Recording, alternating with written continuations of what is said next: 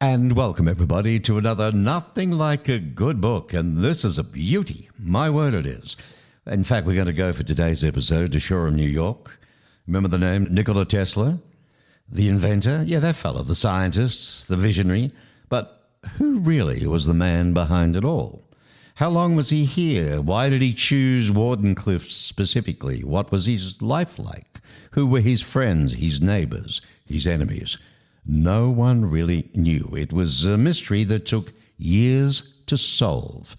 So when author Barbara Daddino moves into a Long Island cottage where Tesla himself once lived, it opens up a long and personal history that begins with the town's humble beginnings up until modern day. Barbara ultimately sees Tesla as a man of humanity. Barbara Daddino, your new biography, memoir, Tesla's Cottage, The Lost History of Tesla at Wardenclyffe and How It Was Recovered. It explores the brief period of time that Tesla spent in the village of Wardenclyffe, all while weaving it with parallels in your own life and uncovering a nearly forgotten history. Welcome. Thank you. Thank you. That was a lovely introduction. Thank you very much. Well, Catherine Picard of the Librarian Book Connoisseur, she says if only all biographies and memoirs could be as beautifully rendered, Tesla aficionados will definitely want to add this book to their bookshelves.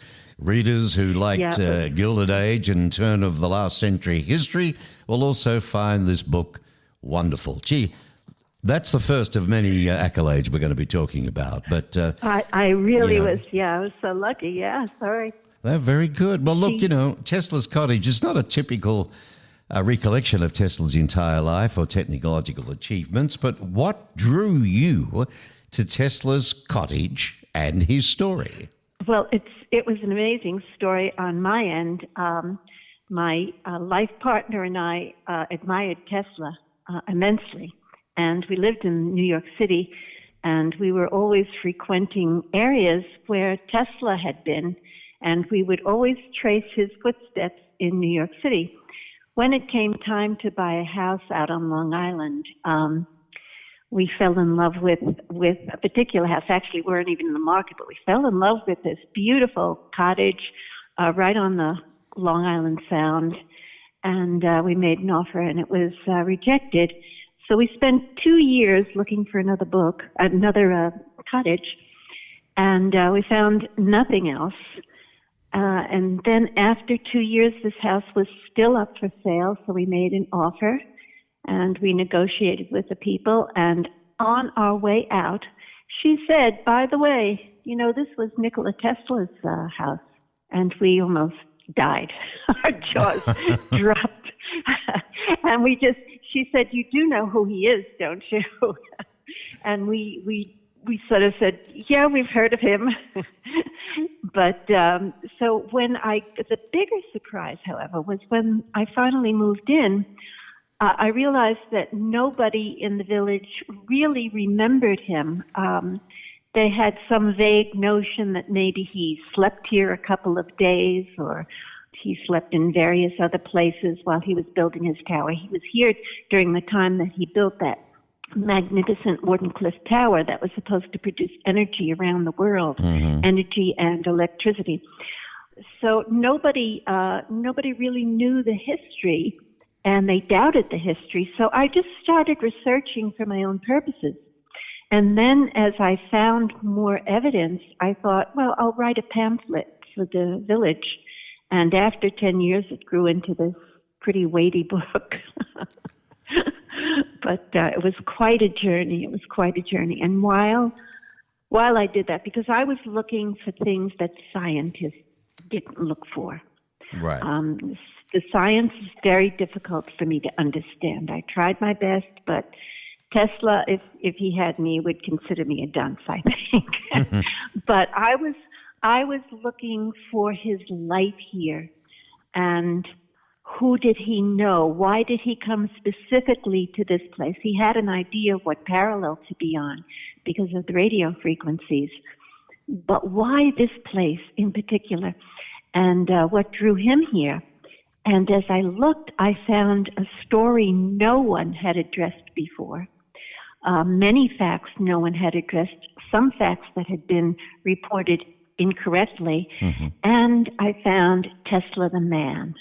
I found the human side, which has always sort of been missing from, his accomplishments were so great and so varied that even when researchers did mention certain aspects of his personality, it was overshadowed by his accomplishments. So my book is much more personal. It's about the man, it's about his life and my journey living in the house. And look, right now I'm actually sitting on the porch where Tesla sat, overlooking the Sound and seeing the horizon and the curve of the earth, which he must have looked at every day while he was here. And I can imagine him calculating, how tall the tower had to be to reach around that curve, So walking here is a different experience, yeah. Well, the book is Tesla's Cottage by Barbara Daddino. And why do you think people view Tesla as a man defeated? Well, because his tower was never completed. His great plan was, as I had said, to send electricity and energy around the world.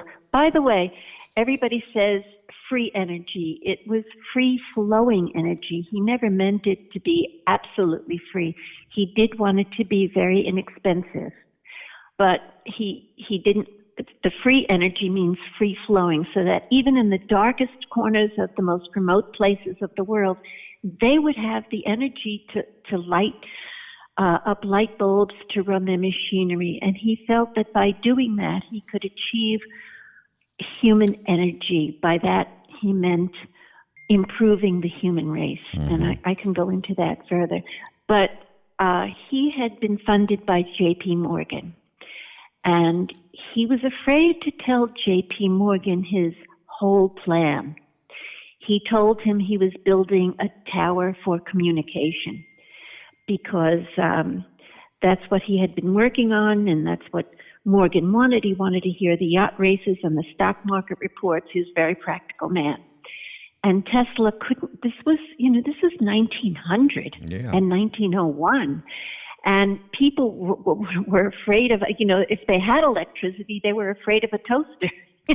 And he's already talking about, cell phones, so devices that were cell phones. I mean, that's what he was talking about. So he was afraid to tell Morgan his entire plan. So he just told him he was building a small tower for telegraphic communication, wireless communication. And when Morgan found out that this was not the case, Morgan withdrew any more funding. And just when Tesla's dream was within his grasp, he ran out of money completely. All of his own property, everything he sold, he was totally in debt.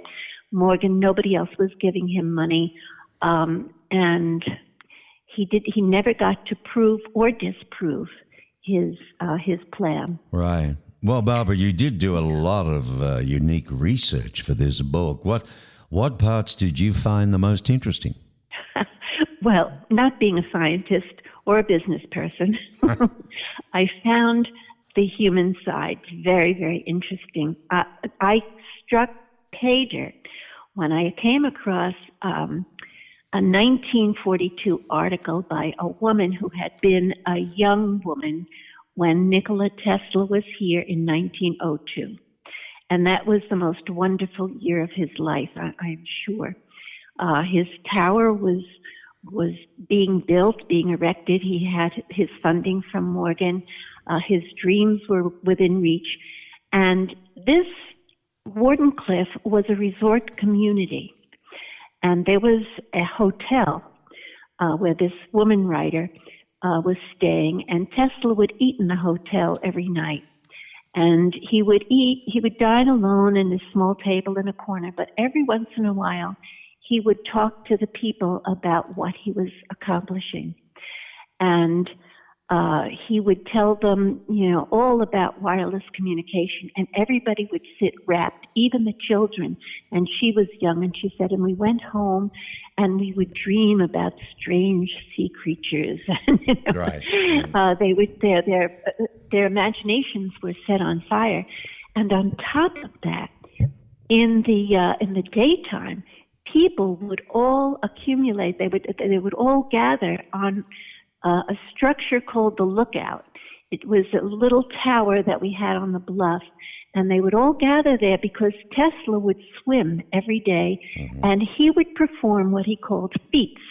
He would do tricks and entertain the audience every day because he was a crazy man. He was very funny.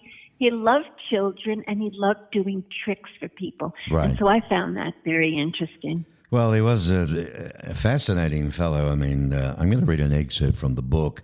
Tesla was a risk taker, as impetuous as he was tenacious, and so single-minded in his explorations, some might even call him irresponsible. John Muir, in a letter to Stanford White, called Tesla wild. And truly, he did have a wild nature. He was single-minded, impassioned, driven. His do-or-die attitude often blinded him to the consequences of his actions. And you also wrote that Tesla's work in lightning, X-rays, the turbines he invented for Niagara Falls. I wonder if many people know that. The oscillators, the tele-automation or remote-controlled boat, and his plans for telegraphy and for the worldwide distribution of electricity, while seemingly diverse, are all of a piece. So these are instruments whose purpose has one goal, a goal to which Tesla is completely committed. It is what drives him forward every waking hour of his life. Well, I think the guy was totally misunderstood, to be honest with you. Yes, he was. And there's so much misinformation about him. And, stories of, the David Bowie portrayal that he comes up out of nowhere, in that movie. I've forgotten the name of it. But he was totally misunderstood.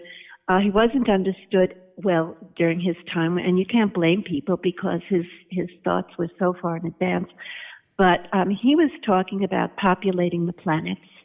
He's got a lot in common with Elon Musk right now. I was thinking but the that. funny thing is... with Tesla and so on, yes. Yeah. The funny thing is, though, he didn't like batteries so much. Nikola Tesla didn't.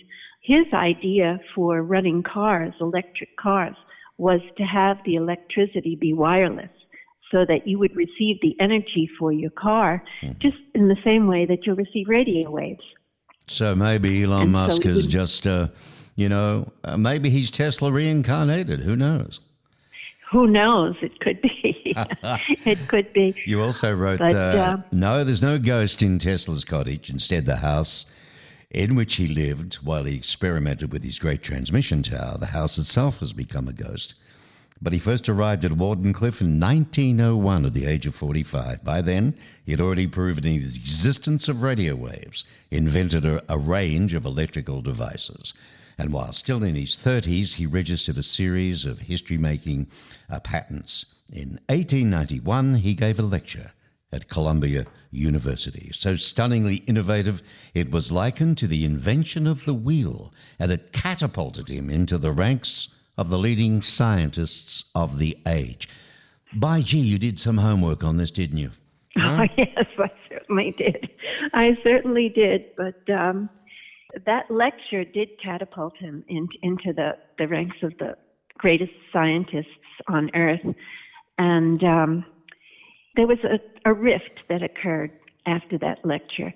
Another great scientist, also a Serb, was Mikhail Pupin. And he was the man who arranged for that lecture to take place. And there was a disagreement between the two. Not really a disagreement. I think Tesla was afraid to show Pupin all of his work because Tesla was getting ripped off. People were taking his patents and using them. Marconi himself used 7 of Tesla's patents to make his broadcast. Yes. So as a matter of fact, that's why now it's been changed. It wasn't Marconi who invented radio. It is now Nikola Tesla. Wow. But Pupin had aligned himself with Edison and with all of the enemies, and they were the establishment. They were the electrical engineers, the international electrical engineers, and they were sort of the conglomerates. So it was the big business that owned everything. And Tesla was a threat. He was an outlier. And I think at this very, very early stage, before he was talking about sending electricity and power throughout the earth, he had just invented the alternating current and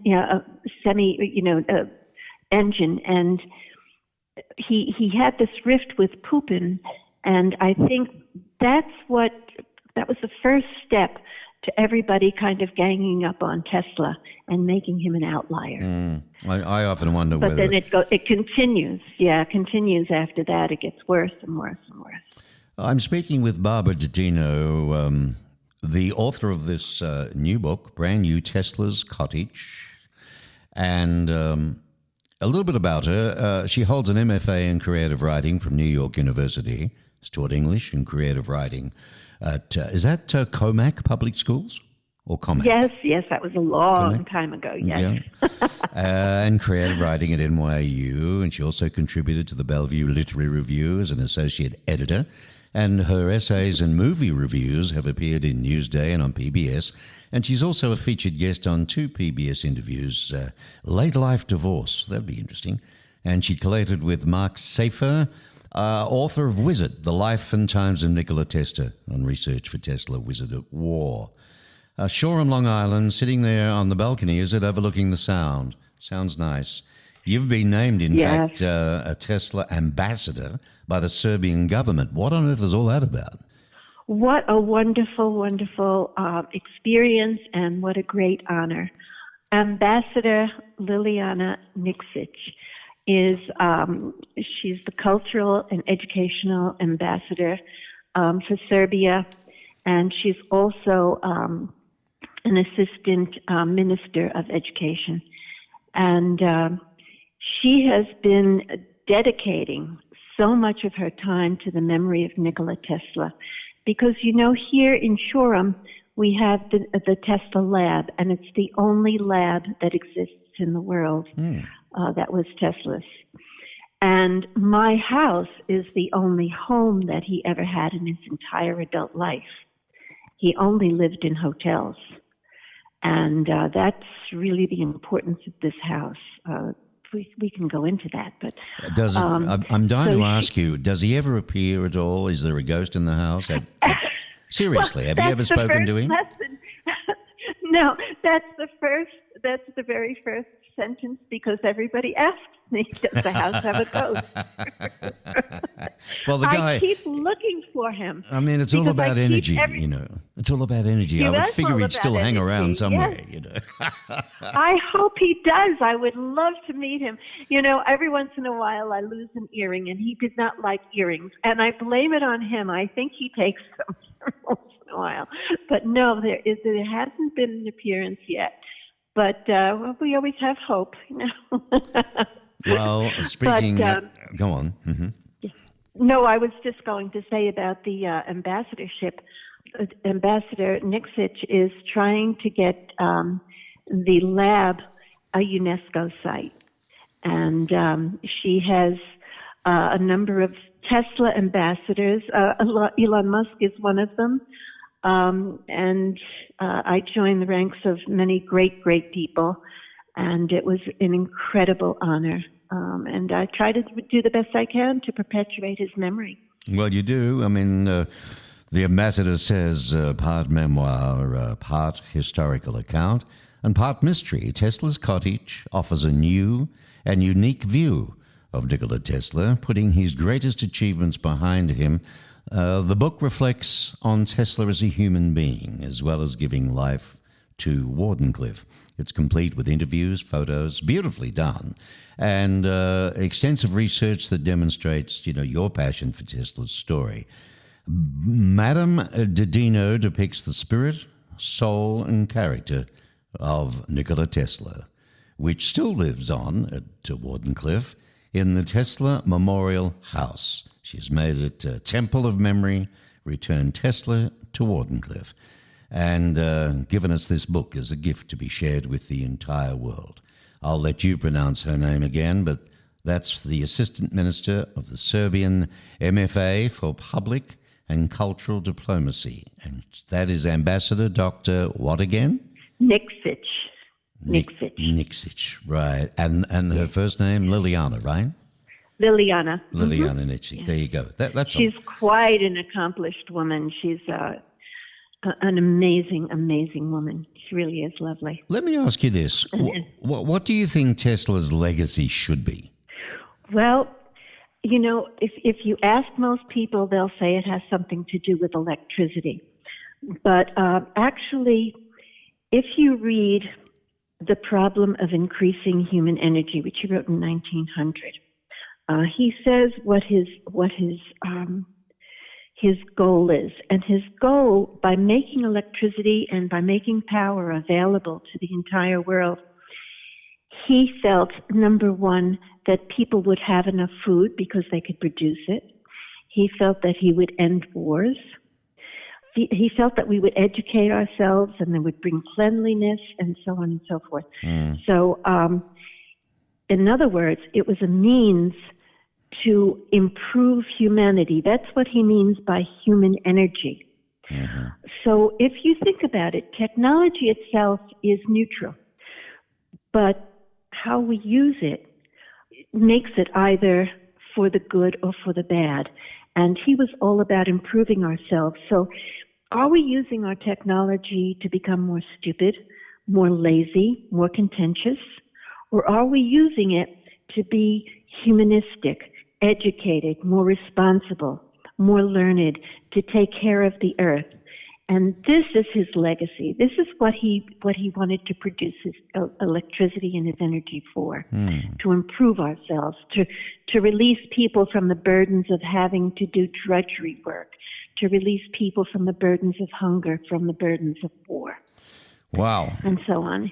Well, was it difficult to balance Tesla as a person versus, Tesla's creations when writing this book?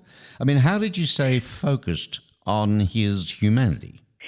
Well, because I didn't set out to find his humanity. But if you read what I just said to you, that's extremely human. That's not technological. That's not scientific. This was the man. The man he had such an awe. And when you really read his works, because he was very poetic, he loved nature. He was in awe of God's creation. And that inspired everything he did. Plus, he loved people. He loved children. He was a Serb. So all of these things were tied up together. In other words, I couldn't separate his humanity from what he created. Tesla is the man who created this, and it was from his core beliefs that his technology sprang. There's no doubt about it. I mean, the guy was ahead of his time. I'm surprised someone didn't try and knock him off, if you know what I mean. A threat. He was a threat. Yeah. And, they talk about today that we've had for some time, but, the big corporations won't allow it, but apparently there's an energy machine already done that could give everybody houses all the energy they need, all the electricity they need, everything, but they won't let it out. Why did you choose to intertwine Tesla's story with both modern day and the history of Wardenclyffe? This is very funny because every time somebody asks me about Tesla and I start talking about it, they inevitably asked, well, how did you buy the house? Did you know it was Tesla's house when you bought it? And so I would tell them the story about, the synchronicity that happened. And by the way, it keeps happening, of loving Tesla and then winding up in his house quite by accident. And they seemed more interested in that story than they did in Tesla. So I thought, this is very important to bring this in, this human idea, because so much of it is repeating. The history seems to be repeating over and over again. Like you said, the corporations or big business tends to sometimes stifle scientific achievement, and so many of Tesla's ideas are recurring now. His ideas about crystals, his ideas about the ether, and so on and so forth. So much of it was so misunderstood, and then by bringing myself into it and walking in his footsteps, I made him alive again. And so that's what I tried to weave. I tried to really breathe life into him again, and just put him here. So when I look out onto the water, I look out with his eyes as well as mine. Yeah. Although they're very dull, very dull Tesla eyes. Well, I'd like to ask you this, because you've put so much into this book. I mean, what steps can readers take, do you think, to contribute to Tesla's goal of a sustainable and peaceful environment? Do you plan on writing more books in the future? And if so, what ideas do you have then?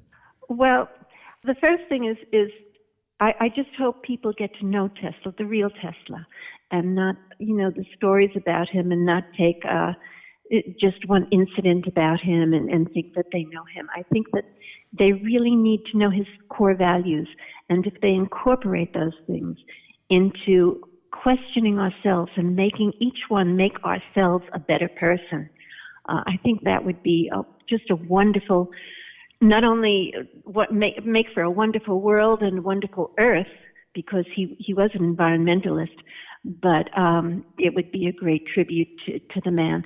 But yes, in researching this, I found that there were so many interesting people that lived in the early Wardenclyffe. Elizabeth Cady Stanton lived, she didn't live, she summered, right next door to this house, believe it or not. And she has in her diary, I was speaking with Mr. Tesla the other day. And her son bought this house after Tesla left. And Harriet Stanton Blatch, which was a great feminist, a great suffragist, she was Elizabeth Cady Stanton's daughter. She summered here as well. As a matter of fact, her husband was accidentally electrocuted, only 2 houses down. And there was another woman that no one has heard of, and that was Dr. Margaret Cleves, who was the first woman who ran a hospital in the United States, and she was also a suffragist. And Elizabeth Cady Stanton's granddaughter was the first woman engineer in the United States, and she built a house around the corner from here. So I was thinking of writing a book about the suffragists of Wardenclyffe. Well, and go on, if you want to add to that. Yeah, and I that there are a lot of funny stories too associated with that, like Margaret Lawrence, who was another daughter of Elizabeth Cady Stanton. She bought a piece of land that's part of my land only so that she could vote in the school board elections, because all of these gals got together and decided they wanted to take over the school board. So she actually had to buy a piece of property in order to do that. But there were magnificent people who lived here, and it was such a vibrant community. And so I would like to bring that to life even further than what I did in this book. Well, we can look forward to that then. We can look forward to that. Barbara Daddino, by the way, listeners, was recently honored by the Sector for Public and Cultural Diplomacy of the Serbian Ministry for Foreign Affairs as one of 85 Tesla ambassadors for her efforts in preserving Tesla's legacy as the owner of the Memorial House of Nikola Tesla in Wardenclyffe, and for her remarkable book, Tesla's Cottage. And, for readers who enjoyed, I guess, the Gilded Age, how has that gone? Pretty good for you, the Gilded Age? Yes, well, we have J.P. Morgan, and we have Stanford White, who are major figures in the book. And you know the story about Stanford White and the Playboy, and then there was John Muir and Mark Twain. These were all wonderful people that were very close friends of Nikola Tesla. And so when he embarked on this journey to make electricity, wireless electricity, he left all of that. He had to give up that wonderful social life that he had in New York City and went to Colorado Springs and was literally playing, experimenting with the lightning there. Good Lord. And then he came to Shoreham right after that, because he had the discoveries he made there told him that it was indeed possible to make wireless electricity.